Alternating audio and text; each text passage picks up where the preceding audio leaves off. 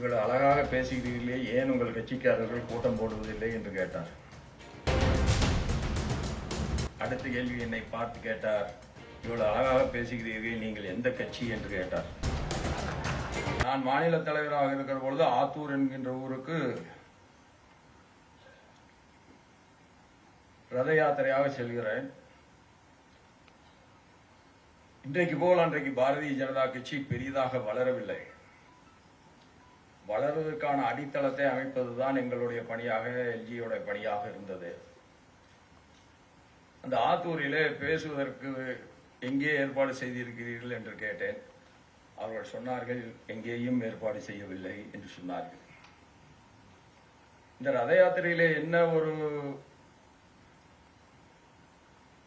சௌகரியம் என்று சொன்னால், மேடை எங்கேயும் தேவையில்லை, ரதமே இருக்கிறது அல்லவா, அதிலே எல்லாம் இருக்கிறது.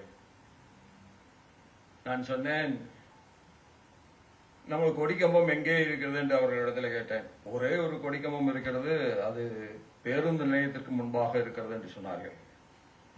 சரி, அங்கே செல்லுவோம் என்று சொன்னேன். அங்கே சென்று அந்த பேருந்து நிலையத்துக்கு முன்பாக இந்த கொடிக்கம்பத்திலே கொடியை ஏற்றிவிட்டு, நான் சரியாக மணி ஒரு 12:30 மணி இருக்கும் என்று நினைக்கிறேன். சரியான வெயில். ரதத்தில் செல்கின்ற போது பல்வேறு விதமான தொண்டர்கள் ஒரு 100-200 பேர் கூட வருவது இயற்கைதான். அவர்களும் வந்திருந்தார்கள். ஆனால் மதிய நேரம் அல்லவா, காலையிலிருந்து அவர் என்னோடு வந்து கொண்டே இருக்கிறார்கள். பசி நேரம் வேறு. அதனால் அவர்களில் பாதி பேர் பக்கத்தில் இருக்கிற டீ கடைக்கு சென்று விடுவது என்பது சாதாரணமான விஷயம். வந்தவர்களில் ஒரு 25 பேர் தான் முன்பாக நிற்கிறார்கள். பொதுமக்கள் என்று பார்த்தால் 2-3 பேரை தவிர யாரும் இல்லை. பேச ஆரம்பித்தேன். பேசி முடிக்கிற பொழுது ஏறத்தாழ பொதுமக்கள் ஒரு 200 பேர் கூடிவிட்டார்கள். அந்த வெயிலிலும் பேசி முடித்த பின் ஒரு பெரியவர், நான் பேச ஆரம்பத்திலே இருந்து முடிக்கின்ற வரை என்னையே பார்த்து கொண்டிருந்தார். அவர் என்னிடத்தில் வந்தார்கள். வந்தவுடன் கேட்டார், மிக சிறப்பாக பேசினீர்கள் என்று சொன்னார். நன்றி ஐயா என்று சொன்னார்.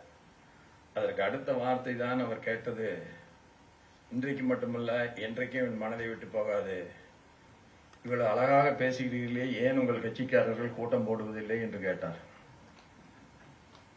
நான் சொன்னேன், இப்பொழுதுதான் வளர்ந்து கொண்டிருக்கிறோம் ஐயா. எங்களை சுற்றி இருக்கின்றவர்கள் பெரிய பணக்காரர்கள் இல்லை. அவர்கள் எல்லாம் சாதாரணமானவர்கள்.